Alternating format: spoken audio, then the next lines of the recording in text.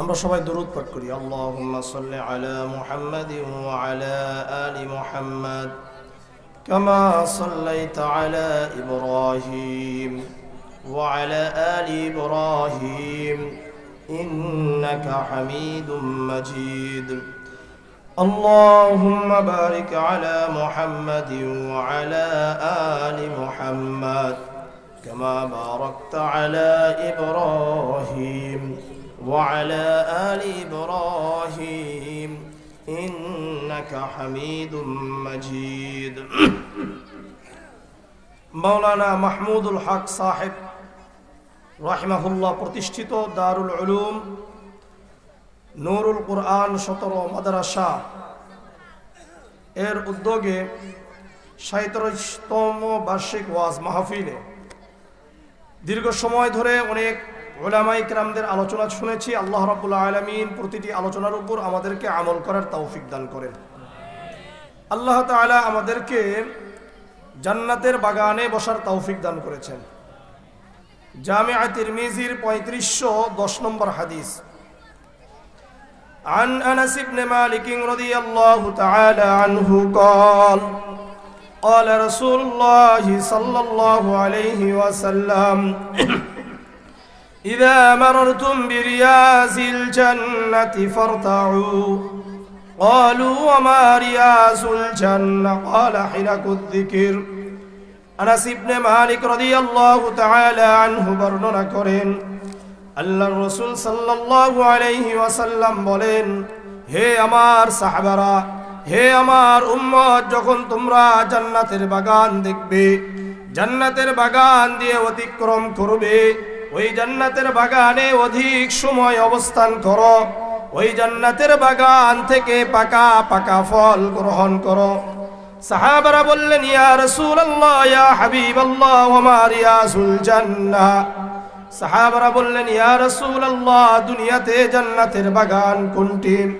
আল্লাহর রাসূল বললেন, হিলাকুজ জিকির, জিকিরের হালকা, ওয়াজ মাহফিল গুলো হলো জান্নাতের বাগান। তাহলে বুঝা গেল আমরা কোথায় আছি? জান্নাতের বাগানে আছি। আত-তাবরানিল কাবীর একটা কিতাব আছে, এই কিতাবের 11158 নম্বর হাদিস। عن عبد الله بن عباس رضي الله تعالى عنه قال قال رسول الله صلى الله عليه وسلم إذا مررتم برياض الجنة فارتعوا। আব্দুল্লাহ ইবনে আব্বাস রাদিয়াল্লাহু তাআলা আনহু বর্ণনা করেন, আল্লাহর রাসূল সাল্লাল্লাহু আলাইহি ওয়াসাল্লাম বলেন, হে আমার সাহাবারা, যখন তোমরা জান্নাতের বাগান দিয়ে অতিক্রম করবে, জান্নাতের বাগান দেখবে, ওই জান্নাতের বাগানে অধিক সময় অবস্থান করো, ওই জান্নাতের বাগান থেকে পাকা পাকা ফল গ্রহণ করো। কুলতু ইয়া রাসূলুল্লাহ ওয়া মা রিয়াজুল জান্নাহ। আব্দুল্লাহ ইবনে আব্বাস রাদিয়াল্লাহু তাআলা আনহু বলেন, আমি বললাম, ইয়া রাসূলুল্লাহ, ইয়া হাবিবাল্লাহ, দুনিয়াতে জান্নাতের বাগান কোনটি? আল্লাহর রাসূল বললেন, মাজালিসুল ইলম, যেখানে কোরআন এবং হাদিসের চর্চা হয়, ওই জায়গাটা হলো জান্নাতের বাগান। সুতরাং এই হাদিস থেকে বোঝা গেল মাদ্রাসাগুলো হলো জান্নাতের বাগান। জামিআ তিরমিজির 3509 নম্বর হাদিস। عن أبي هريرة رضي الله تعالى عنه قال قال رسول الله صلى الله عليه وسلم إذا مررتم برياض الجنة فارتعوا। আবু হুরায়রা রাদিয়াল্লাহু তাআলা আনহু বর্ণনা করেন, আল্লাহর রাসূল সাল্লাল্লাহু আলাইহি ওয়াসাল্লাম বলেন, হে আমার সাহাবারা, হে আমার উম্মত, যখন জান্নাতের বাগান দিয়ে অতিক্রম করবে, জান্নাতের বাগান দেখবে, ওই জান্নাতের বাগানে অধিক সময় অবস্থান করো, ওই জান্নাতের বাগান থেকে পাকা পাকা ফল গ্রহণ করো। সাহাবারা বললেন, ইয়া রাসূলুল্লাহ, দুনিয়াতে জান্নাতের বাগান কোনটি? আল্লাহর রাসূল বললেন, আল মাসাজিদ, দুনিয়াতে যত মসজিদ রয়েছে সকল মসজিদ হলো জান্নাতের বাগান। তাহলে আমি আপনাদের সামনে কয়টা হাদিস বললাম? 3টা হাদিস। এক হাদিসে ওয়াজ মাহফিলগুলোকে জান্নাতের বাগান বলা হয়েছে, দ্বিতীয় হাদিসে মাদ্রাসাকে জান্নাতের বাগান বলা হয়েছে, তৃতীয় হাদিসে মসজিদগুলোকে জান্নাতের বাগান বলা হয়েছে। আমি আপনাদের কাছে প্রশ্ন করতে চাই, যারা জান্নাতের বাগানগুলোর বিরোধিতা করবে এরা জান্নাতে যাবে না জাহান্নামে যাবে? সুতরাং যেহেতু রসুল বলেছেন ওয়াজ মাহফিল হলো জান্নাতের বাগান, সুতরাং ওয়াজ মাহফিলের বিরোধিতা করার অর্থ হলো জান্নাতের বিরোধিতা করা। আর যারা জান্নাতের বিরোধিতা করবে এরা জান্নাতে যাবে না জাহান্নামে যাবে?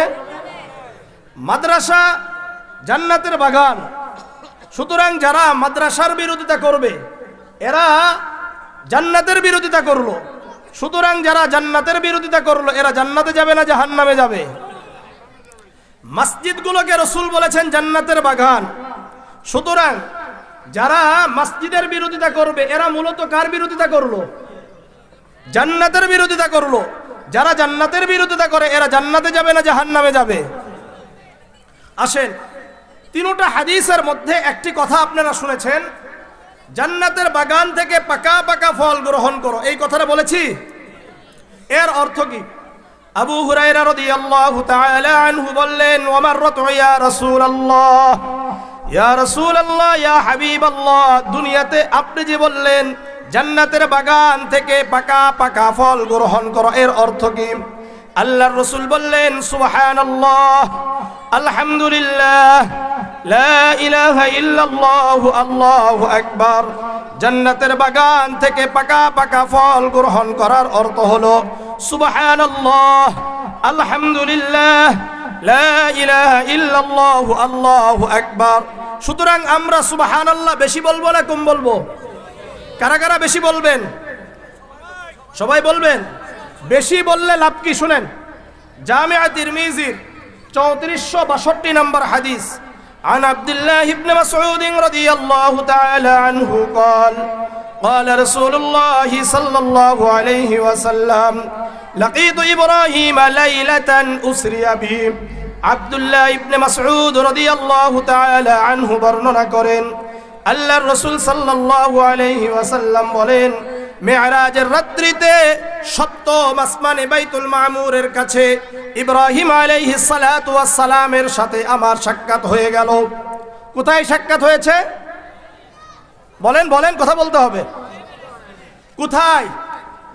সপ্তম আসমান। বলেন, সপ্তম আসমান, বাইতুল মামুরের কাছে সাক্ষাৎ, সালাম বিনিময়, কথাবার্তা হওয়ার পরে আল্লাহর রাসূল যখন ইব্রাহিম আলাইহিস সালাতু ওয়াস সালাম থেকে বিদায় নেবেন, তখন ইব্রাহিম আলাইহিস সালাতু ওয়াস সালাম বললেন, ইয়া মুহাম্মদ, হে মুহাম্মদ, আকরি উম্মাতাকা মিন্নিস সালাম, আপনি আমার পক্ষ থেকে আপনার উম্মতকে সালাম পৌঁছায়া দেন।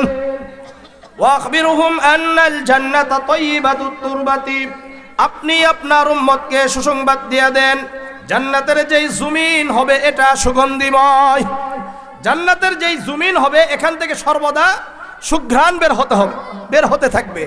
ওয়াজমাতুল মাই, জান্নাতের পানি হবে সুমিষ্ট। ওয়া আন্নাহা কিআন, জান্নাতের যেই জমিন হবে এটা সমতল, এখানে কোনো গাছগাছালি নাই। আপনার উম্মত যদি জান্নাতে গিয়ে গাছগাছালি চায়, ফলমূল চাই, ওয়া আন্না গিরাসাহা সুবহানাল্লাহ, আলহামদুলিল্লাহ, লা ইলাহা ইল্লাল্লাহ, আল্লাহু আকবার। আপনার উম্মত যখন বলবে সুবহানাল্লাহ, সঙ্গে সঙ্গে জান্নাতে একটি করে চারা গাছ লেগে যাবে। যখন আপনার উম্মত বলবে আলহামদুলিল্লাহ, সঙ্গে সঙ্গে জান্নাতে একটি করে চারা গাছ লেগে যাবে। আপনার উম্মত যখন বলবে লা ইলাহা ইল্লাল্লাহ, সঙ্গে সঙ্গে জান্নাতে একটি করে চারা গাছ লেগে যাবে। আপনার উম্মত যখন বলবে আল্লাহু আকবার, সঙ্গে সঙ্গে জান্নাতে একটি করে চারা গাছ লেগে যাবে। এখানে এই যে সুবহানাল্লাহ, আলহামদুলিল্লাহ, লা ইলাহা ইল্লাল্লাহ, আল্লাহু আকবার যে আমি বললাম, আপনারা কিন্তু অনেকে বলেন নাই। এই না বলার কারণে আমার জন্য তো ঠিকই জান্নাতে চারা গাছ লাগছে, কিন্তু আমার শ্রোতা ভাইয়েরা বুঝে না যে এগুলোতে সুবহানাল্লাহ বলতে হয়। আমাদের বাংলাদেশে একটা ওয়াজ মাহফিলে বিষয়গুলো হয়েছে সুবহানাল্লাহ, আলহামদুলিল্লাহ, লা ইলাহা ইল্লাল্লাহ, আল্লাহু আকবার বলে না, ঠিক বে ঠিক খুব বেশি বলতে পারে। অথচ আমার হাদিস যদি ভালো করে পর্যালোচনা করা হয়, রাসূলুল্লাহর যুগে মনে হয় এত ঠিক বা ঠিক কথা নাই। কোন হাদিস এরকম পাওয়া যায় না রাসূল একটা করে কথা বলেছেন, সাহাবারা বলেছেন কালামুকা সহিহ, কালামুকা সহিহ, এই কথাগুলো বলেছে, কিন্তু এটার খুব প্রচার আছে। অথচ সুবহানাল্লাহ, আলহামদুলিল্লাহ, লা ইলাহা ইল্লাল্লাহ, আল্লাহু আকবার বললে প্রত্যেকটা সুবহানাল্লাহ বলার সঙ্গে সঙ্গে জান্নাতে একটি করে চারা গাছ লেগে যাবে। এখন আমার সাথে বলেন সুবহানাল্লাহ, আলহামদুলিল্লাহ, লা ইলাহা ইল্লাল্লাহ, আল্লাহু আকবার। এই যে সবাই কয়টা বলেছেন? চারটা শব্দ বলেছেন না? চারটা গাছ আমার আপনার জন্য জান্নাতে লেগে গেছে। আপনাদের মধ্যে কে কে আছেন জান্নাতে খেজুর গাছ চান? এরকম কে কে আছেন? জামিয়া তিরমিজির 3465 নম্বর হাদিস, عن جابر بن عبد الله رضي الله تعالى عنه قال قال رسول الله صلى الله عليه وسلم من قال سبحان الله العظيم وبحمده، বলেন سبحان الله العظيم وبحمده। জাবির ইবনে আব্দুল্লাহ রাদিয়াল্লাহু তাআলা আনহু বর্ণনা করেন, আল্লাহর রাসূল সাল্লাল্লাহু আলাইহি ওয়াসাল্লাম বলেন, যে ব্যক্তি একবার বলবে সুবহানাল্লাহিল আযীম, বলেন বলেন, ওয়া বিহামদিহি, কয়বার বললাম? দুইবার না? উরিসাত লাহু নাখলাতুন ফিল জান্নাহ, আমার সাথে যারা যারা বলেছেন প্রত্যেকের জন্য জান্নাতে দুটি করে খেজুর গাছ লেগে গেছে। এই যে আবার সুবহানাল্লাহ বলছেন, আরেকটা গাছ লাগছে। এই যে আমার আপনার জন্য জান্নাতে গিয়ে গাছগুলো লাগানো হচ্ছে, এগুলো কিন্তু আমাদের দেশের গাছের মতো নয়, এগুলো অনেক বড়। কত বড়? সহিহ বুখারীর 3251 নম্বর হাদিস, عن أنس بن مالك رضي الله تعالى عنه قال قال رسول الله صلى الله عليه وسلم إن في الجنة لشجرة। আনাস ইবনে মালিক রাদিয়াল্লাহু তাআলা আনহু বর্ণনা করেন, আল্লাহর রাসূল সাল্লাল্লাহু আলাইহি ওয়াসাল্লাম বলেন, হে আমার উম্মত, জানো নাকি তোমাদের জন্য জান্নাতে যেই গাছগুলো লাগানো হচ্ছে এগুলো কত বড় জানো নাকি? ইন্না ফিল জান্নাতি লাশাজারাতান, রাসূল বলেন শোনো শোনো, ইয়াসিরুর রাকিবু ফি জিল্লিহা মিয়াতা আমিন লা ইয়াকতাউহা, এই গাছগুলো একটা যদি ঘোর সোয়ার 100 বছর দৌড়ায় এরপরে একটি গাছের ছায়া শেষ করতে পারবে না। এই যে বড় ভাইয়ারা, এই যে ভাই, এই যে হুজুররা, বলেন জান্নাতে কত বড় গাছ লাগানো হবে? শোনেন, এই এদিক তাকান। আমার মাহফিলগুলো এগুলো হলো ক্লাস, এখানে কোনো এদিক সেদিকের কোনো কথা হবে না, এটা হয়েছে সেটা হয়েছে না। এখানে প্রত্যেকটা কথা হয়তো কোরআনের আয়াত হবে, না হলে রাসূলুল্লাহর হাদিস বলবো। সুতরাং এটার আদব রক্ষার্থে একেবারে মনোযোগ দিয়ে শুনবেন, ঠিক আছে? শেষে আপনাকে জিজ্ঞাসা করবো আপনাদের কয়েকজনকে, এরপরে উত্তর দিতে পারলে আপনাদেরকে পুরস্কার দেব, ঠিক আছে? আসেন, তাহলে কি বুঝে গেল? এই ভালো করে শুনেন। তাহলে এক একটা গাছ আমার আপনার জন্য যেগুলো লাগানো হচ্ছে, এই এক একটা গাছে যদি 100 বছর দৌড়ায় একটা ঘোড়া, এরপরেও ছায়া শেষ করতে পারবে না, তাহলে কত বড় গাছ হইতে পারে? তাহলে আমি আপনাদের কাছে বলতে চাই, প্রতিদিন কারা কারা সকাল সন্ধ্যায় কিছু আমল করতে চান? সুবহানাল্লাহ 100 বার, আলহামদুলিল্লাহ 100 বার, লা ইলাহা ইল্লাল্লাহ 100 বার, আল্লাহু আকবার 100 বার, ঠিক আছে? ইনশাআল্লাহ করলে তো 800 গাছ লাগবে। কত? 800 গাছ তো লাগবেই, এছাড়াও আরো কিছু লাভ আছে। জামিয়া তিরমিজির 3471 নম্বর হাদিস, عن عمرو بن شعيب عن أبيه عن جده أن رسول الله صلى الله عليه وسلم من سبح الله 100 بالغداة و100 بالعشي। আমর ইবনে শুআইব তার বাবা থেকে বর্ণনা করেন, উনি তার বাবা থেকে বর্ণনা করেন, আল্লাহর রাসূল সাল্লাল্লাহু আলাইহি ওয়াসাল্লাম বলেন, যে ব্যক্তি সকালে 100 বার সুবহানাল্লাহ বলল, সন্ধ্যায় 100 বার সুবহানাল্লাহ বলল, সকালে 100 বার সুবহানাল্লাহ, সন্ধ্যায় 100 বার সুবহানাল্লাহ বলল, কানা কামান হাজ্জা মিয়াতা মাররাতিন, ওই ব্যক্তি যেন 100 হজ আদায় করার সমতুল্য সওয়াব পেয়ে গেল। 100 200, এই 200 গাছ তো লাগছেই, এর পাশাপাশি 100 বার হজ আদায় করলে যেই সওয়াব, আল্লাহ তাআলা ওই সওয়াব আমার আপনার আমলনামায় দান করবেন।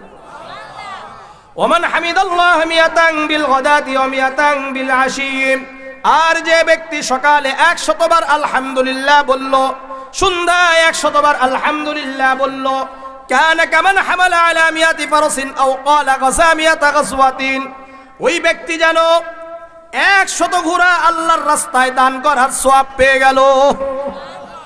সকালে 100 বার আলহামদুলিল্লাহ, সন্ধ্যায় 100 বার আলহামদুলিল্লাহ পড়লে আল্লাহ তাআলা আমার আপনার আমল নামায় 100 ঘোড়া আল্লাহর রাস্তায় দান করার সওয়াব দিয়ে দিবেন। অথবা গাজামিয়াতা গাজওয়াতিন, 100 জিহাদে অংশগ্রহণ করার সওয়াব দান করবেন। আমাদের বাংলাদেশে তো জিহাদ করার জায়গা এখন নাই, আছে? সিরিয়াতে মুসলমানেরা মুজাহিদরা জিহাদে অংশগ্রহণ করছেন, আফগানিস্তানে করে, ফিলিস্তিনে করে, আমরা তো ওই জায়গায় যেতে পারি না। সুতরাং আমরা যদি এই আমলগুলো করি তাহলে আল্লাহ রাব্বুল আলামিন 100 জিহাদে অংশগ্রহণ করার সওয়াব দান করবেন।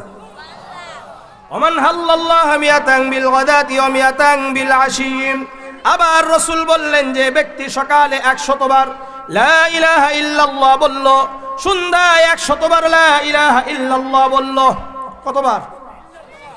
100 200। আল্লাহর রাসূল বলেন কানা কামান আ'তাকা মিয়াতা রাকবাতিন মিন ওয়ালাদি ইসমাঈল আলাইহিস সালাতু ওয়াস সালাম, আল্লাহ রাব্বুল আলামিন ওই ব্যক্তিকে ইসমাঈল আলাইহিস সালাতু ওয়াস সালামের বংশধরদের মধ্য হতে যারা গোলাম হয়ে গেছে, দাস হয়ে গেছে, এরকম 100 গোলাম 100 দাসকে আজাদ মুক্ত করার সওয়াব আল্লাহ দিয়ে দিবেন। ওমান কাব্বারাল্লাহ মিয়াতান বিল গাদাতি ওয়া মিয়াতান বিল আশি, যে ব্যক্তি সকালে 100 বার আল্লাহু আকবার, সন্ধ্যায় 100 বার আল্লাহু আকবার বলবে, লাম ইয়াতি ফি যালিকাল ইয়াউমি আহাদুন বিআকসারা মিম্মা আতা বিহি, ওই ব্যক্তির মতো ওই দিনে আর আমল বেশি কেউ করে আসতে পারবে না। হ্যাঁ, পারবে কে? মিসলাম মা ক্বালা, ওই ব্যক্তির মতো 100 বার করে সকাল সন্ধ্যায় আল্লাহু আকবার যারা বলেছে তারাও তার সমতুল্য সওয়াব পেয়ে যাবে। আও যাদা আলা মা ক্বালা, অথবা যদি কেউ বেশি বলে তাহলে তার থেকেও সে অগ্রগামী হয়ে যাবে। আমল করা যায়। কারা কারা চান যে সমুদ্র পরিমাণ গুনাহগুলো আমাদের শরীর থেকে মুছে যাক? এরকম কে কে চান? সহিহ বুখারী 6405 নম্বর হাদিস, عن أبي هريرة رضي الله تعالى عنه قال قال رسول الله صلى الله عليه وسلم من قال سبحان الله وبحمده 100 مرة, আবু হুরায়রা রাদিয়াল্লাহু তাআলা আনহু বর্ণনা করেন আল্লাহর রাসূল সাল্লাল্লাহু আলাইহি ওয়াসাল্লাম বলেন, যে ব্যক্তি দিনে 100 বার বলবে সুবহানাল্লাহি ওয়া বিহামদিহি, কি বলবে? দিনে কতবার? 100 বার বলবে। হুত্তাত খাতায়াহু ওয়া ইন কানাত মিসলা জাবাদিল বাহর, ওই ব্যক্তির গুনাহ যদি সমুদ্রের ফেনা পরিমাণ হয়ে যায় আল্লাহ ক্ষমা করে দিবেন। দুটা অভ্যাস যে করবে সে জান্নাতি। কয়টা অভ্যাস? কয়টা অভ্যাস? দুটা অভ্যাস করতে চান? কারা কারা করতে চান? দুটা অভ্যাস নিজের জন্য অপরিহার্য করে নিয়ে জান্নাতি হতে চায়, এরকম কে কে আছেন? সবাই। জামিআ তিরমিজি 410 নম্বর হাদিস, عن أبي هريرة والمغيرة بن شعبة رضي الله تعالى عنهما قال النبي صلى الله عليه وسلم خصلتان لا يحصيهما رجل مسلم إلا دخل الجنة.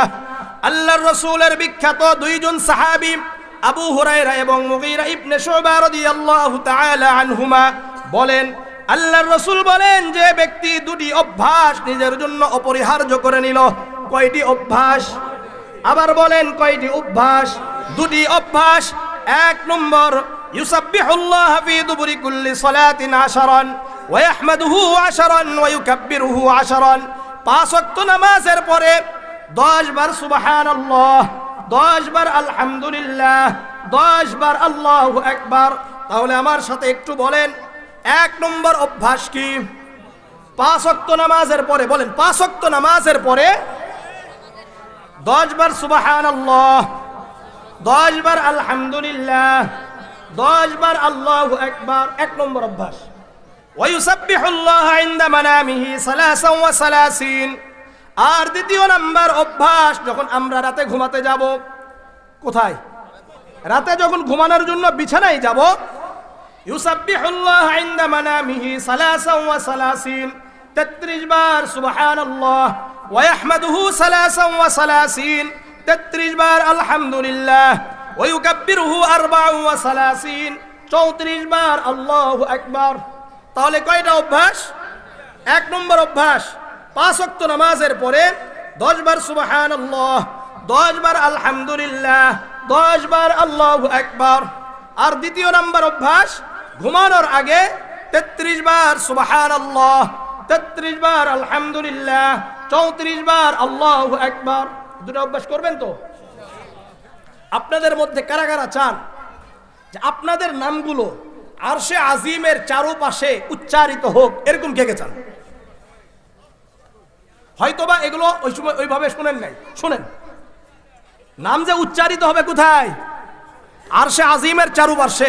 হাদিস শুনেন, সুনানে ইবনে মাজাহ 3809 নম্বর হাদিস। عن النعمان بن بشير رضي الله تعالى عنه قال قال رسول الله صلى الله عليه وسلم إن مما تذكرون من جلال الله التسبيح والتهليل والتكبير والتحميد। নু'মান ইবনে বাশীর রাদিয়াল্লাহু তাআলা আনহু বর্ণনা করেন, আল্লাহর রাসূল সাল্লাল্লাহু আলাইহি ওয়াসাল্লাম বলেন, যখন তোমরা আল্লাহ তাআলার তাসবিহ বর্ণনা করে বলো সুবহানাল্লাহ, আল্লাহ রাব্বুল আলামিনের বরত্ব বর্ণনা করে বলো আল্লাহু আকবার, আল্লাহ তাআলার প্রশংসা করে বলো আলহামদুলিল্লাহ, লা ইলাহা ইল্লাল্লাহ বলো। কয়টা শব্দ? সুবহানাল্লাহ, আলহামদুলিল্লাহ, লা ইলাহা ইল্লাল্লাহ, আল্লাহু আকবার। আল্লাহু আকবার এই শব্দটা সুনানে ইবনে মাজাহ 3809 নম্বর হাদিসে নাই, এটা মুসনাদ আহমদের 17898 নম্বর হাদিস যেটা আছে, ওখানে আবার কি আছে? তাকবীর শব্দটা বেশি আছে। এই হলো 4টা শব্দ। যখন আমি আপনি এই 4টা শব্দ বললাম, রাসূল বলেন ইয়ানাতিফনা হাওলাল আরশি লাহুন্না দাওয়িয়ুন কাদাওয়িন নাহাল।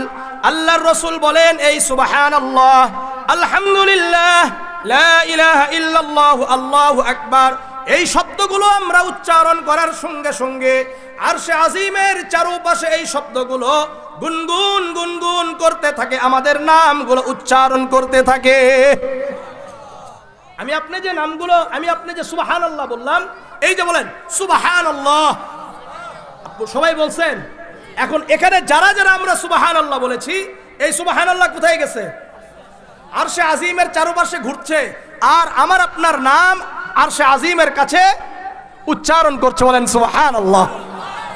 তাহলে অধিক পরিমাণে জিকির করব তো ইনশাআল্লাহ। যারা বাহিরে আছে আর যারা ভিতরে আছে তারা কি সমান? আপনারা আবার বলেন, যারা বাহিরে আছে আর যারা প্যান্ডেলের ভিতরে আছে তারা কি সমান? সমান না। সহিহ মুসলিমের 6748 নম্বর হাদিস।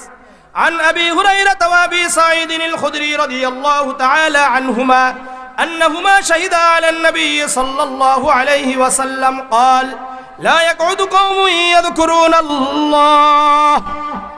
আল্লাহর রাসূলের বিখ্যাত দুইজন সাহাবী আবু হুরায়রা এবং আবু সাঈদ খুদরি রাদিয়াল্লাহু তাআলা আনহুমা সাক্ষ্য প্রদান করেন, আল্লাহর রাসূল বলেন, যারা একমাত্র আল্লাহকে রাজি খুশি করার জন্য একত্রিত হয়ে আল্লাহকে স্মরণ করে, আল্লাহ রাব্বুল আলামিন নগদ 4টি পুরস্কার দান করেন। কয়টি? আবার বলেন। যারা প্যান্ডেলের ভিতরে আছেন তাদের জন্য রাসূল বলছেন, 1 নম্বর ইল্লা হাফাতহুমুল মালাইকা, যারা প্যান্ডেলের মধ্যে রয়েছে আল্লাহ রাব্বুল আলামিনের ফেরেশতারা বেষ্টন করে রাখছে। তাহলে আমরা কোথায় আছি? ফেরেশতাদের বেষ্টনের মধ্যে আছি। 2 নম্বর গাশিয়াতহুমুর রাহমা, আল্লাহ তাআলার রহমত ঢেকে রাখছেন। 3 নম্বর ওয়া নাযালাত আলাইহিমুস সাকিনা, আল্লাহর পক্ষ থেকে শান্তি অবতীর্ণ হয়। 4 নম্বর, ওয়া যাকারহুমুল্লাহু ফী মান ইনদা, আল্লাহ রাব্বুল আলামিন আমাদের এই মাজলিসকে নিয়ে ফেরেশতাদের মাজলিসে গর্ব করছেন। কারা কারা লাস্ট পর্যন্ত বসতে পারেন বলেন দেখি? কারা কারা লাস্ট পর্যন্ত বসবেন, শেষ পর্যন্ত আছেন? যারা থাকবেন শুনেন, আমি বেশি করব না, সর্বোচ্চ 12টা, কারণ আলোচনা বড় ছিল কিন্তু আমি আলোচনা ছোট করব। কারণটা কি জানেন? আমরা অন্যদের মতো ওরকম ভাবে করব না, কারণ ওয়াজ মাহফিল করা ফরজ না, ওয়াজিব না, সুন্নত নয়, এটা একটা নফল ব্যাপার। এটা করার মূল উদ্দেশ্য হলো আমরা যেন আমলমুখী হই। কি মুখী? আমরা যেন মসজিদমুখী হই, আমরা যেন নামাজমুখী হই। কিন্তু ফজরের নামাজটা পড়া কি ফরজ। এখন আমি 1টা পর্যন্ত ওয়াজ করলাম, ফজরের নামাজ নাই, এই ওয়াজ মাহফিল দিয়ে কোনো কাজের না, ঠিক আছে? এই জন্য বেশি দূর যাওয়া যাবে না। আমার চিন্তা ছিল, আমি গতবার আপনাদের এখানে আসছিলাম, আমার গতবার গাড়ি খারাপ হওয়ার কারণে আসতে দেরি হয়ে গেছে, আলোচনা করতে পারি নাই। এই জন্য এবারে সকালে বের হয়েছি, বের হয়ে এখানে আমি আসা পুচ্ছি হলো 7টার আগে, বুঝে আসছি? ওরা আমাকে বলছিল 9:30টায় দিব, আমি মনে করছিলাম যে মোটামুটি 2 ঘন্টা আপনাদেরকে হাদিস শোনা যাব, কিন্তু সেটা আর ভাগ্য হলো না। আল্লাহ তাআলা বুঝার তৌফিক দান করেন। সহিহ মুসলিমে 1377 নম্বর হাদিস, আর এটা আমাদের কওমি মাদ্রাসার সিলেবাসে 656 নম্বর হাদিস। এটা عن عثمان بن عفان رضي الله تعالى عنه قال سمعت رسول الله صلى الله عليه وسلم يقول من صلى العشاء في جماعة فكأنما قام نصف الليل। উসমান ইবনে আফফান রাদিয়াল্লাহু তাআলা আনহু বর্ণনা করেন, আল্লাহর রাসূল সাল্লাল্লাহু আলাইহি ওয়াসাল্লাম বলেন, যে ব্যক্তি ইশার নামাজ জামাতের সাথে আদায় করলো, ওই ব্যক্তি যেন অর্ধরাত্রি ইবাদতে কাটিয়ে দিল। আজকে যারা আমরা ইশার নামাজ জামাতে পড়েছি, আমরা অর্ধরাত্রি ইবাদত করার সওয়াব পেয়ে গেছি। ওয়ামান সাল্লা সুবহা ফি জামাআতিন ফাকান্নামা সাল্লাল লাইলা কুল্লাহু, আর যে ব্যক্তি ফজরের নামাজ জামাতের সাথে আদায় করলো, ওই ব্যক্তি যেন সারা রাত ইবাদতে কাটিয়ে দিল। তাহলে ফজরের নামাজ জামাতে পড়া দরকার, দরকার কি দরকার না? আপনাদেরকে আমরা বলতে চাই, কারা কারা প্রতিদিন আল্লাহ তাআলার দায়িত্বে থাকতে চান? এরকম কে কে আছেন? মানে আপনার প্রতিদিন সকাল শুরু হবে কার দায়িত্বে থাকা, আবার পরের দিন সকাল পর্যন্ত আবার কার দায়িত্বে? আল্লাহর। জামিয়া তিরমিজির 2164 নম্বর হাদিস, عن أبي هريرة رضي الله تعالى عنه قال قال رسول الله صلى الله عليه وسلم من صلى الصبح فهو في ذمة الله। আবু হুরায়রা রাদিয়াল্লাহু তাআলা আনহু বর্ণনা করেন, আল্লাহর রাসূল সাল্লাল্লাহু আলাইহি ওয়াসাল্লাম বলেন, যে ব্যক্তি ফজরের নামাজ আদায় করলো, ওই ব্যক্তি সারা দিন আল্লাহ তাআলার দায়িত্বে চলে গেল। কার দায়িত্বে? ফালা ইউতবিআন্নাকুমুল্লাহু বিশাইইম মিন জিম্মাতিহি। রাসূল বলেন, যে ব্যক্তি আল্লাহর জিম্মাদারিয়াতে আছে, যে ব্যক্তি আল্লাহর দায়িত্বে আছে, এই ব্যক্তিকে যদি কেউ কষ্ট দেয়, ওই ব্যক্তিকে স্বয়ং আল্লাহ রাব্বুল আলামিন শাস্তি দিবেন। ধরে নেন, এই যে হানিফ ফজরের নামাজ পড়েছে, এখন কার দায়িত্বে? আল্লাহর দায়িত্বে। এখন একে যদি কেউ কষ্ট দেয়, এই ব্যক্তিকে ধরবে কে? স্বয়ং আল্লাহ ধরবে। সুতরাং আমরা সবাই চাইতো নাকি আল্লাহ তাআলার দায়িত্বে যাওয়ার জন্য? যারা শেষ পর্যন্ত বসে দোয়ার মাধ্যমে চলে যাবেন, আল্লাহ তাআলা তাদেরকে কি পুরস্কার দিবেন? মুসনাদে আহমদের 12453 নম্বর হাদিস, عن أنس بن مالك رضي الله تعالى عنه قال قال رسول الله صلى الله عليه وسلم ما من قوم اجتمعوا يذكرون الله لا يريدون بذلك إلا وجهه إلا ناداهم مناد من السماء أن قوموا مغفورا لكم وقد بدلت سيئاتكم حسنات। আনাস ইবনে মালিক রাদিয়াল্লাহু তাআলা আনহু বর্ণনা করেন, আল্লাহর রাসূল সাল্লাল্লাহু আলাইহি ওয়াসাল্লাম বলেন, যারা একমাত্র আল্লাহ তাআলাকে খুশি করার জন্য একত্রিত হলো, আল্লাহ তাআলাকে স্মরণ করলো, অন্য কোনো উদ্দেশ্য থাকে না, ইল্লা নাদাহুম মুনাদিম মিনাস সামা, আসমান থেকে একজন ফেরেশতা ঘোষণা করতে থাকে, আনকুমু মাগফুরাল লাকুম, তোমরা মাহফিল শেষ করে এমন ভাবে বাড়িতে ফিরে যাবে, আল্লাহ রাব্বুল আলামিন তোমাদের গুনাহগুলো ক্ষমা করে দিবেন। ওয়াকাদ বুদ্দিলাস সাইয়্যাতুকুম হাসানাত, তোমাদের গুনাহগুলো নেকি দ্বারা পরিবর্তন করে দিবেন। শেষ পর্যন্ত বসবেন তো ইনশাআল্লাহ। সংক্ষিপ্ত কথা শুনেন, একটা পরিবার সুন্দর পরিবার হওয়ার জন্য স্বামী স্ত্রী ভালো হওয়া দরকার। কি বললাম বলেন? একটা পরিবার ভালো হওয়ার জন্য, আদর্শ পরিবার হওয়ার জন্য, সন্তান ভালো হওয়ার জন্য কি দরকার? স্বামী স্ত্রী ভালো হওয়া দরকার। এই জন্য যেমন নাকি নেককার স্ত্রী দরকার, ঠিক তেমনি ভাবে নেককার স্বামী দরকার। নেককার স্ত্রী, নেককার স্বামী। যখন আমি আপনি বিবাহ করব, অবশ্যই আমাকে দেখতে হবে কে নেককার, কে দিনদার। সহিহ মুসলিমের 3535 নম্বর হাদিস, عن عبد الله بن عمر رضي الله تعالى عنه قال قال رسول الله صلى الله عليه وسلم الدنيا متاع وخير متاع الدنيا المرأة الصالحة। আব্দুল্লাহ ইবনে আমর রাদিয়াল্লাহু তাআলা আনহু বর্ণনা করেন, আল্লাহর রাসূল সাল্লাল্লাহু আলাইহি ওয়াসাল্লাম বলেন, পুরা দুনিয়া সম্পদ, আর দুনিয়ার মধ্যে উত্তম সম্পদের নাম হলো নেককার স্ত্রী। পুরা দুনিয়াটা কি সম্পদ, আর পুরা দুনিয়ার সবচাইতে শ্রেষ্ঠ সম্পদের নাম কি? নেককার। বলেন, নেককার স্ত্রী, দিনদার স্ত্রী। এই জন্য যখন আমরা বিবাহ করি, মানুষ চারটা জিনিস দেখে। কয়টা জিনিস? চারটা জিনিস দেখে। সহিহ বুখারীর 5090 নম্বর হাদিস, عن أبي هريرة رضي الله تعالى عنه قال قال رسول الله صلى الله عليه وسلم تنكح المرأة لأربعين। আবু হুরায়রা রাদিয়াল্লাহু তাআলা আনহু বর্ণনা করেন, আল্লাহর রাসূল সাল্লাল্লাহু আলাইহি ওয়াসাল্লাম বলেন, যখন কোনো নারীকে বিবাহ করা হয় চারটি জিনিস দেখা হয়। কয়টি জিনিস? আবার বলেন, কয়টি জিনিস?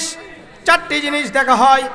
এক নম্বর লিমালিহা, যখন কোনো নারীকে বিবাহ করা হয় এক নম্বর দেখা হয় এই নারীর সম্পদ আছে কি নাই। কি দেখে?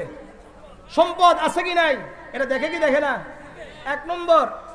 দুই নম্বর ওয়ালি হাসাবিহা, এই নারী, এই মেয়ের বংশ পরিচয় কি, কি দেখে? বংশ পরিচয় দেখে। তিন নম্বর ওয়ালি জামালিহা, ওই নারীর সৌন্দর্য দেখা হয়, মেয়েটা সুন্দর কি সুন্দর নয়।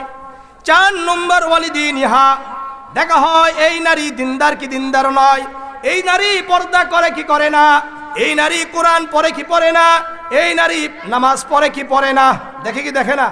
মোট কয়টা জিনিস দেখা হয়? চারটা। বলেন চারটা। এক নম্বর, আমার সাথে বলেন, এক নম্বর কি? সম্পদ দেখা হয়। দুই নম্বর বংশ পরিচয় দেখা হয়। তিন নম্বর সৌন্দর্য দেখা হয়। চার নম্বর দিনদারি দেখা হয়। রাসূল বললেন, ফাসবার বিজাতিদ্দিন, তুমি যদি দুনিয়াতে সুখী হতে চাও, আখিরাতে মুক্তি পেতে চাও, জান্নাত পেতে চাও, তাহলে বিবাহের সময় অবশ্যই অবশ্যই দিনদারিকে প্রাধান্য দাও। কোনটাকে? দিনদারিকে প্রাধান্য দাও। কেন? তারিবাতিয়া ঢাকা, তুমি যদি দিনদারিকে প্রাধান্য না দাও তাহলে তোমার দুনিয়া ধ্বংস, আখিরাতও ধ্বংস হয়ে যাবে। এই জন্য কি দিতে হবে? দিনদারিকে প্রাধান্য দিতে হবে। যদি না দেন কি কি সমস্যা সামনে আসেন। সুনানে ইবনে মাজাহ একটা কিতাব আছে, এই কিতাবের 1859 নম্বর হাদিস, عن عبد الله بن عمر رضي الله تعالى عنه قال قال رسول الله صلى الله عليه وسلم لا تزوجوا النساء لحسنهن فعسى حسنهن أن يرضيهن। আব্দুল্লাহ ইবনে আমর রাদিয়াল্লাহু তাআলা আনহু বর্ণনা করেন, আল্লাহর রাসূল সাল্লাল্লাহু আলাইহি ওয়াসাল্লাম বলেন, এ আমার উম্মত, যখন তোমরা নারীদেরকে বিবাহ করবা শুধুমাত্র তাদের সৌন্দর্য দেখে বিবাহ করবা না। একটা নারী সুন্দর কিন্তু তার মধ্যে যদি দিনদারি না থাকে, আল্লাহর ভয় না থাকে, তাহলে শুধুমাত্র সৌন্দর্য দেখে বিবাহ করবা না। কেননা তার এই সৌন্দর্য দিনহীন সৌন্দর্য, আল্লাহহীন সৌন্দর্য, খোদার আল্লাহর ভয়হীন সৌন্দর্য, এই সৌন্দর্য তার চরিত্রকে নষ্ট করে দিবে। ভালো করে বুঝেন, একটা নারী অনেক সুন্দর কিন্তু আল্লাহর ভয় নাই, দিনদার নয়, পর্দা করে না, এই নারী প্রতিদিন সেলফি তুলবে, প্রতিদিন ভিডিও করে করে আপলোড করবে, টিকটক করবে, বহু নারীর বহু পুরুষের সাথে চ্যাট করবে, পরকিয়া করে সাথে লিপ্ত থাকবে। কারণ কি? সুন্দর তো প্রতিদিন কি দেয়? সেলফি তোলে, প্রতিদিন সুন্দর সুন্দর ভিডিও আপলোড করে, এরপরে টিকটক করে, এরপরে হঠাৎ বিভিন্ন ছেলেরা তাকে আবার প্রপোজ করে, প্রপোজ করতে করতে এক সময় সম্পর্ক হয়ে যায়, তার স্বামী থেকে আবার অন্য জায়গায় চলে যায়। আছে কি নাই? এই পরকীয়া আছে কি নাই? কেন? সৌন্দর্য কিন্তু তার ভিতরে কি নাই? আল্লাহর ভয় নাই। আল্লাহর ভয় না থাকার কারণে তার চরিত্র সে নষ্ট হয়ে যাবে। ভালো করে বুঝেন, এটা রাসূলের হাদিস।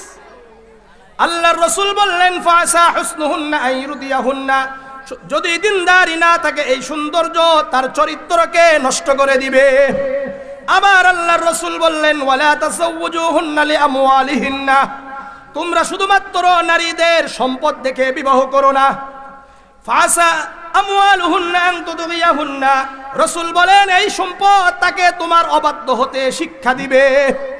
শুনেন, যেই নারীর মধ্যে দিনদারি নাই, আল্লাহর ভয় নাই, এই নারী যদি টাকাওয়ালা হয়, এই নারী যদি সম্পদওয়ালা হয়, এই নারী যদি বড় শিক্ষিত হয়, এই নারী যদি কোনো বিজনেস করে, এই নারী যদি চাকরি করে, বলবে ডোন্ট কেয়ার, আমি তোমাকে কোনো কেয়ার করি না, আমি তো আমার পায়ে দাঁড়িয়ে আছি, সুতরাং তোমাকে আমি ধারি না। আছে কি নাই? আছে কি নাই? কেন? আল্লাহর রাসূল বলেই দিয়েছেন শুধুমাত্র সম্পদ দেখে বিবাহ করুন। হ্যাঁ, সম্পদ আছে, সাথে সাথে কি আছে? দিনদারি আছে। সম্পদ আছে, সাথে আল্লাহর ভয় আছে, সমস্যা নাই। সমস্যা আছে? সম্পদও আছে, আল্লাহর ভয় আছে, এই নারী আপনার অবাধ্য হবে না। সৌন্দর্য আছে, আল্লাহর ভয় আছে, এই নারী তার চরিত্রকে নষ্ট করবে না, এই নারী অন্যের সাথে চ্যাট করবে না, অন্যের সাথে পরকীয়ায় লিপ্ত হবে না। এরপরে রাসূল বললেন, মনোযোগ দিয়া শুনেন, ওয়ালাকিন তাসাওওয়ুজুহুন্না আলাদ-দ্বীন, বরং যখন তোমরা নারীদেরকে বিবাহ করবা, তোমরা অবশ্যই অবশ্যই দিনদারিকে প্রাধান্য দিবে।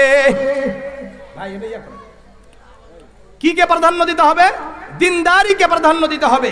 রাসূল শেষে কি বলেছেন শুনেন, ওয়ালা আমাতুন খারমা ওয়া সাউদা ওয়া যাতু দীনিন আফজাল, রাসূল বলেন এই মনোযোগ দিয়া শোনো, তোমার স্ত্রী যদি নাক চাপটা বিশিষ্ট হয়, কালো কুচ্ছিত হয় কিন্তু দিনদার হয়, এই নারী তোমার জন্য উত্তম। কারণটা কি?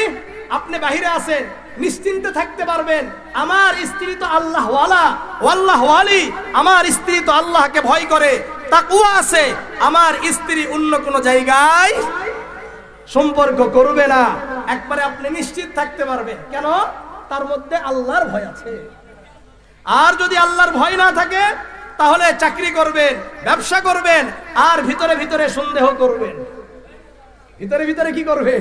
সন্দেহ করবে, শান্তি থাকবে না। আমার কথাটা বুঝে আসছে? সবাই বুঝতে পারতেছেন বিষয়গুলো? সৌভাগ্যের প্রতীক চারটা, বলেন সৌভাগ্যের প্রতীক চারটা। আমার সাথে বলেন, সৌভাগ্যের প্রতীক কয়টা? আবার বলেন, সৌভাগ্যের প্রতীক কয়টা? চারটা। সহিহ ইবনে হিব্বানের 4032 নম্বর হাদিস, عن سعد بن أبي وقاص رضي الله تعالى عنه قال قال رسول الله صلى الله عليه وسلم أربع من السعادة। সাদ ইবনে আবি ওয়াক্কাস রাদিয়াল্লাহু তাআলা আনহু বর্ণনা করেন, আল্লাহর রাসূল সাল্লাল্লাহু আলাইহি ওয়াসাল্লাম বলেন, সৌভাগ্যের প্রতীক চারটা। বলেন সৌভাগ্যের প্রতীক কয়টা? চারটা। এক নম্বর, আল মারআতুস সালিহা, যার স্ত্রী ভালো এ সৌভাগ্যবান। যার স্ত্রী ভালো সে সৌভাগ্যবান। ওয়াল জারুস সালিহ, যার প্রতিবেশী ভালো এ সৌভাগ্যবান। ওয়াল মাসকানুল ওয়াসি', যার ঘরটা একটু বড় এ সৌভাগ্যবান। আর 4 নম্বর, আল মারকাবুল হানি, যার বাহনটা ভালো, গাড়ি ভালো এ সৌভাগ্যবান। সৌভাগ্যবান কয়জন? যার স্ত্রী ভালো, যার প্রতিবেশী ভালো, যার ঘরটা একটু বড়, আর যার গাড়িটা একটু ভালো। গাড়ি ভালো হলে আর কিছু লাগে নাকি? লাগে না, অনেক ভালো লাগে। বাড়িটা একটু যদি বড় হয় ভালো লাগে কি লাগে না? লাগে। সুতরাং সৌভাগ্যের প্রতীক কয়টা? 4টা। স্ত্রী ভালো, আপনি বাড়িতে সুখে শান্তিতে থাকবেন। প্রতিবেশী ভালো, কোনো চিন্তা নাই, ঘর বাড়ি নিয়ে কোনো চিন্তা নাই। বাড়িটা একটু বড়, ভালো লাগা। আল মারকাবুল হানি, গাড়িটা একটু ভালো, অ্যাক্সিডেন্টের কি নাই, ভয় নাই। বুঝে আসছে আমার কথাগুলো? বুঝেন? হ্যাঁ। সুনানে ইবনে মাজার 1856 নম্বর হাদিস, عن ثوبان رضي الله تعالى عنه قال لما نزل في الفضة والذهب ما نزل। ثوبان رضي الله تعالى عنه বর্ণনা করেন, আল্লাহ রাব্বুল আলামিন স্বর্ণ এবং রূপা জমা করা নিয়ে নিরুৎসাহিত করে আয়াত অবতীর্ণ করলেন। স্বর্ণ এবং রূপা সঞ্চয়ের সমালোচনা করে আয়াত অবতীর্ণ করলেন। সাহাবাদের একটু খারাপ লাগলো। আল্লাহ রাব্বুল আলামিন স্বর্ণ জমা করতে নিষেধ করে, রূপা জমা করতে নিষেধ করে। খারাপ লাগবে কি লাগবে না? আমাদের লাগে না? ক্বালু ফাইয়াল মাল নাত্তাখিজ ইয়া রাসূলুল্লাহ। সঙ্গে সঙ্গে সাহাবারা বললেন, ইয়া রাসূলুল্লাহ, স্বর্ণও জমা করা যাবে না, রূপাও জমা করা যাবে না, তাহলে আমরা কি জমা করব, কি সঞ্চয় করব? রাসূলুল্লাহ একটু মনক্ষুণ্ণ হলেন। এখন এই কেন তোমাদেরকে জিজ্ঞাসা করতে হবে? পরেও তো জিজ্ঞাসা করতে পারতা। আল্লাহর রাসূল সাহাবাদের থেকে একটু দূরে চলে গেলেন। সাহাবাদের থেকে একটু দূরে কি চলে গেছেন? قال عمر بن الخطاب انا اعلم لكم ذلك। উমর ইবনুল খাত্তাব রাদিয়াল্লাহু তাআলা আনহু বললেন, হে আল্লাহর রাসূলের সাহাবারা, তোমরা কেন এখন জিজ্ঞাসা করলা? এটা পরেও তো জিজ্ঞাসা করতে পারতা। ঠিক আছে, ঠিক আছে, আল্লাহর রাসূল একটু মন খারাপ করেছে।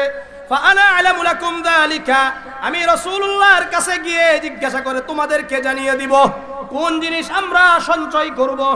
ফাউদু আলা বাইরিহিম, ওমর ইবনুল খাত্তাব রাদিয়াল্লাহু তাআলা আনহু তার ঘোড়া অর্থাৎ তার বাহন নিয়ে আল্লাহর রাসূলের পিছনে ছুটলেন। কার পিছনে? রাসূলুল্লাহর পিছনে ছুটছেন। কিছুদূর গিয়ে ফাদরাকান নবী সাল্লাল্লাহু আলাইহি ওয়াসাল্লাম, ফাদরাকান নবী সাল্লাল্লাহু আলাইহি ওয়াসাল্লাম, কিছুদূর গিয়ে আল্লাহর রাসূলকে ওমর ইবনুল খাত্তাব পেয়ে গেলেন। এখন ওই যে সাওবান রাদিয়াল্লাহু তাআলা আনহু যিনি হাদিসটি বর্ণনা করছেন, উনি বলছেন, ওয়া আনা ফি আসরিহি, আমি আর কি করতে পারলাম না, ধৈর্য ধারণ করতে পারলাম না। ওমর ইবনুল খাত্তাব কি জিজ্ঞাসা করে আর রাসূল কি উত্তর দেয়, এটা শোনার আর কি করতে পারলাম না, অপেক্ষায় থাকতে পারলাম না। আমি ওমর ইবনুল খাত্তাবের পিছনে পিছনে ছুটছি। দেখি ওমর ইবনুল খাত্তাব রাসূলুল্লাহকে সালাম দিলেন। সালাম দেওয়ার পরে বলছেন, ইয়া রাসূলুল্লাহ, আইয়াল মাল নাত্তাখিজ ইয়া রাসূলুল্লাহ, ইয়া রাসূলুল্লাহ, ইয়া হাবিবাল্লাহ। স্বর্ণ এবং রূপা সঞ্চয়ের সমালোচনা করে আয়াত অবতীর্ণ হয়ে গেছে, তাহলে আমরা কি সম্পদ সঞ্চয় করব, জমা করব? আল্লাহর রাসূল বললেন, লিয়াত্তাখিদ আহাদুকুম কলবান শাকিরান। আল্লাহর রাসূল বললেন, হে আমার সাহাবীরা, ভালো করে মনোযোগ দিয়ে শোনো, তোমরা যদি সঞ্চয় করতে চাও তাহলে দুনিয়াতে 3টি বস্তু সঞ্চয় করো। কয়টি বস্তু বলেন? আবার বলেন, কয়টি বস্তু? 3টি বস্তু সঞ্চয় করবা। 1 নম্বর কলবান শাকিরান, কৃতজ্ঞ অন্তর। কি অন্তর বলেন? কৃতজ্ঞ অন্তর বুঝেন? অল্পে তুষ্ট হওয়া। বলেন, অল্পে তুষ্ট হওয়া, সর্বদাই আলহামদুলিল্লাহ বলা। আল্লাহ যে অবস্থায় রেখেছেন আলহামদুলিল্লাহ। যেই ব্যক্তি সর্ব অবস্থায় আলহামদুলিল্লাহ বলতে পারে, যে ব্যক্তি সর্বদাই অল্পে তুষ্ট হয়, এই ব্যক্তি দুনিয়াতে কি সুখী। এই ব্যক্তি কি দুনিয়াতে সুখী। 2 নম্বর ওয়ালিসানান যাকিরান। আল্লাহর রাসূল বলেন, জিকিরকারী জিহবা। দ্বিতীয় কি? জিকিরকারী জিহবা, সর্বদা আল্লাহর জিকির করবে, সর্বদা বলবে সুবহানাল্লাহ, আলহামদুলিল্লাহ, লা ইলাহা ইল্লাল্লাহ, আল্লাহু আকবার। মুসান্নাফ ইবনে আবি শাইবা একটা কিতাব আছে, এই কিতাবে প্রায় 39,900 হাদিস আছে। এই হাদিস খানার মধ্যে 29,459 নম্বর হাদিস। عن أبي الدرداء رضي الله تعالى عنه قال قال رسول الله صلى الله عليه وسلم إن الذين لا تزال ألسنتهم رطبة من ذكر الله يدخلون الجنة وهم يضحكون। আবু দারদা রাদিয়াল্লাহু তাআলা আনহু বর্ণনা করেন, আল্লাহর রাসূল সাল্লাল্লাহু আলাইহি ওয়াসাল্লাম বলেন, যে ব্যক্তি দুনিয়াতে জিকির দ্বারা জিহ্বাকে ভিজে রাখবে, জিকির দ্বারা জিহ্বাকে ভিজে রাখবে, অর্থাৎ সর্বদা সুবহানাল্লাহ, আলহামদুলিল্লাহ, লা ইলাহা ইল্লাল্লাহ, আল্লাহু আকবার বলবে। আল্লাহর রাসূল বলেন ইয়াদখুলুনাল জান্নাতা হুম ইয়াদহাকুন, কিয়ামতের ময়দানে ওই ব্যক্তি হাসতে হাসতে জান্নাতে চলে যাবে। কারা কারা জান্নাতে যেতে চান হাসতে হাসতে? তাহলে জিকির করবেন ইনশাআল্লাহ। তাহলে 1 নম্বর কৃতজ্ঞ অন্তর, 2 নম্বর জিকিরকারী জিহ্বা, 3 নম্বর ওয়া যাওজাতাম মুমিনাতান তুঈনু আহাদাকুম আলা আমরিল আখিরা, এমন নেককার স্ত্রী যেই স্ত্রী তোমাদেরকে আখিরাতের ব্যাপারে সাহায্য সহযোগিতা করবে। এমন স্ত্রী যেই স্ত্রী আমাকে আপনাকে ভোর বেলায় উঠিয়ে বলবে ঠিক আছে ঠান্ডা কোনো সমস্যা নাই, আমি তোমার জন্য গরম পানি করে দিচ্ছি, তুমি গরম পানি দিয়ে ওযু করে মসজিদে যাও। অল্প হালাল ভাবে উপার্জন করো, হারাম চাই না, আমি অল্পতেই তুষ্ট, যতটুকু হবে আলহামদুলিল্লাহ। আমাদের সন্তান হয়েছে, আমাদের সন্তানকে হাফেজ বানাবো, তুমি দাড়ি রেখে দাও, এই দাড়ি তো রাসূলুল্লাহর সুন্নত।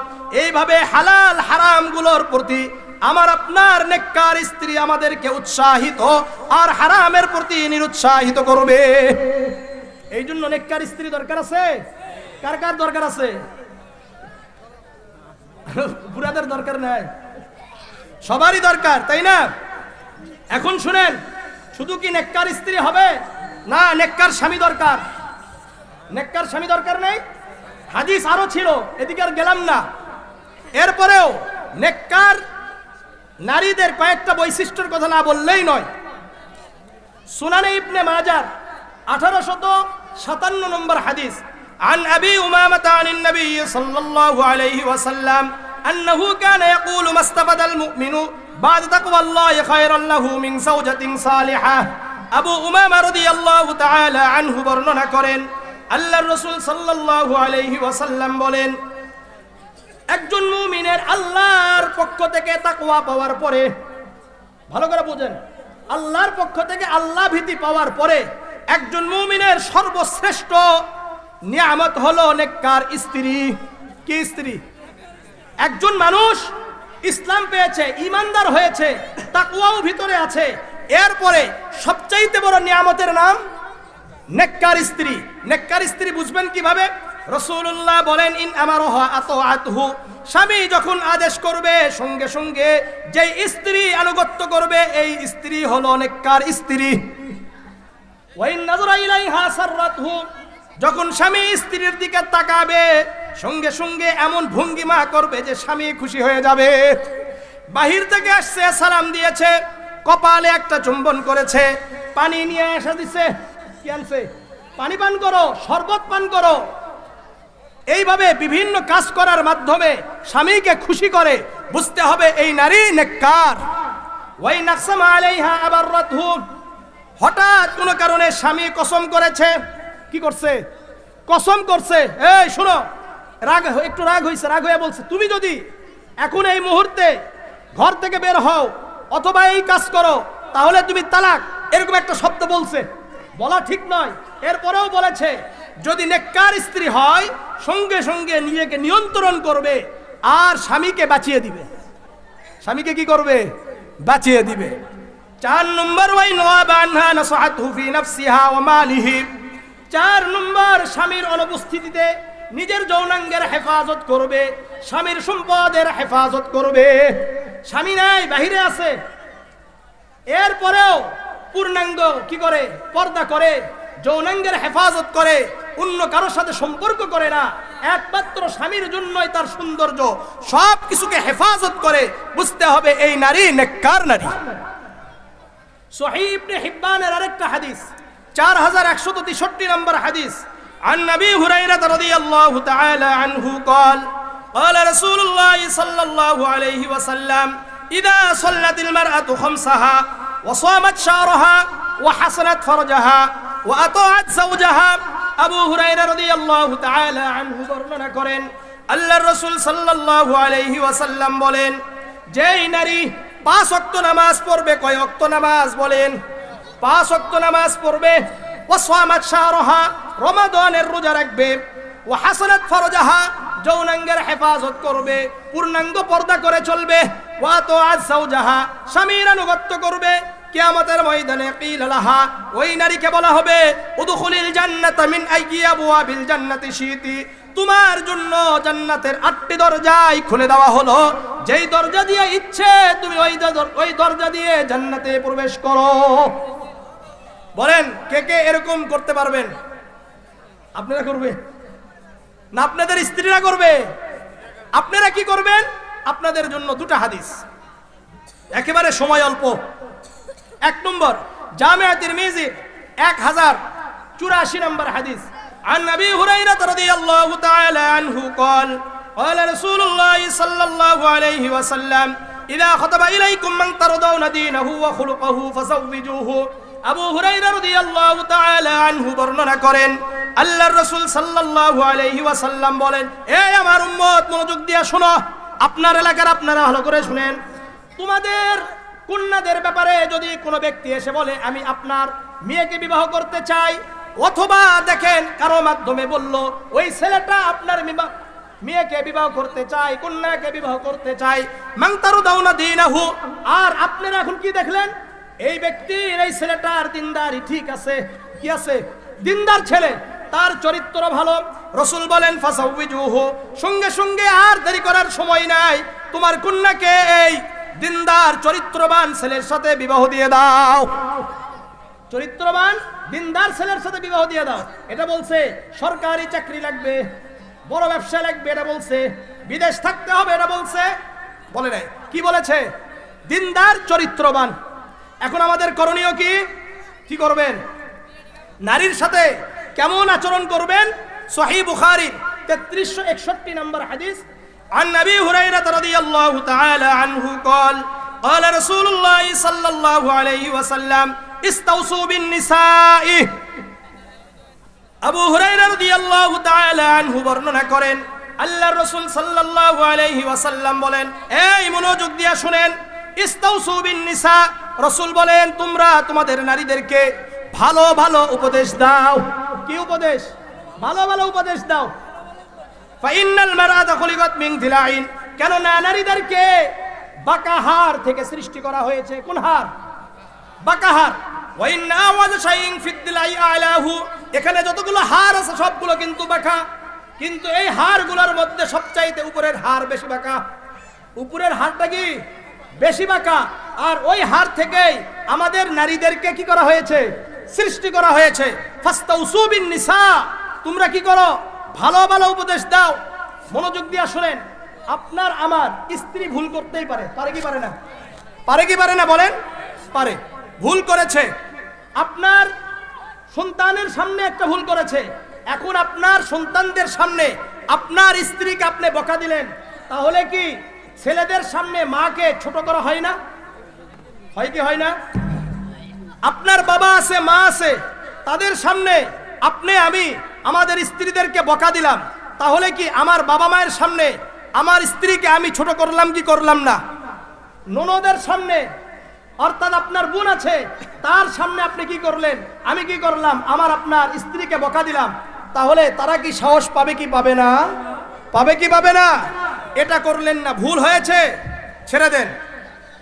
নির্জনে ঘরে আসার পরে স্ত্রীকে বুকে টেনে নেন, তার মাথাটা আপনার বুকে টেনে নিয়ে বলেন আজকে যেই কাজটা করেছো এটা কি ঠিক করছো কিনা? তখন কি বলবে? কি বলবে? ঠিক করছি এটা বলবে? এটা বলবে না, বরং বলবে আমার ভুল হয়েছে, আগামীতে আর করব না।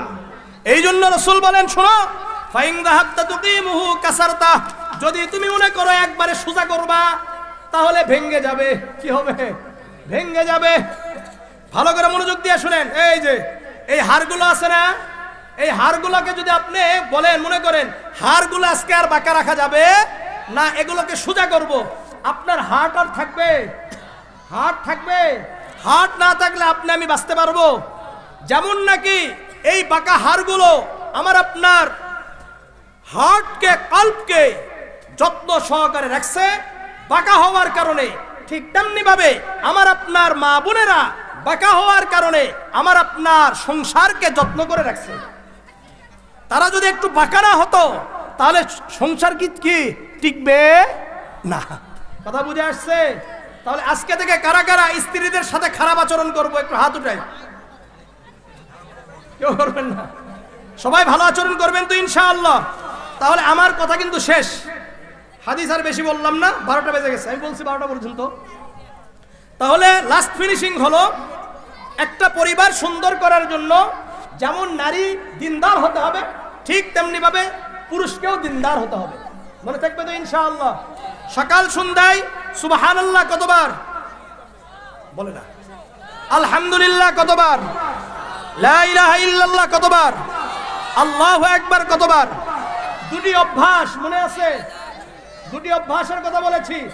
1 নম্বর অভ্যাস, 5 ওয়াক্ত নামাজের পরে 10 বার সুবহানাল্লাহ, 10 বার আলহামদুলিল্লাহ, 10 বার আল্লাহু আকবার, আর ঘুমানোর আগে 33 বার সুবহানাল্লাহ, 33 বার আলহামদুলিল্লাহ, 34 বার আল্লাহু আকবার।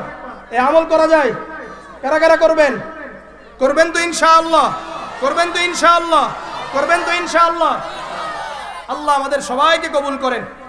আপনাদের এলাকায় কি জাদুটোনার সমস্যা আছে নাকি? জাদুটোনা, বাচ্চারা কান্নাকাটি করে রাতে, এরকম কারা কারা আছে যে বাসায় বাচ্চারা কান্নাকাটি করে? কারা কারা করে?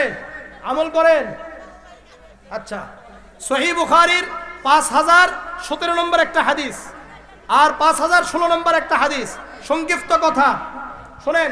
ঘুমানোর আগে সূরা ইখলাস 3 বার, সূরা ফালাক 3 বার, সূরা নাস 3 বার। আগে একবার করে সূরা ইখলাস একবার, সূরা ফালাক একবার, সূরা নাস একবার পরে হাতে ফু দিবেন।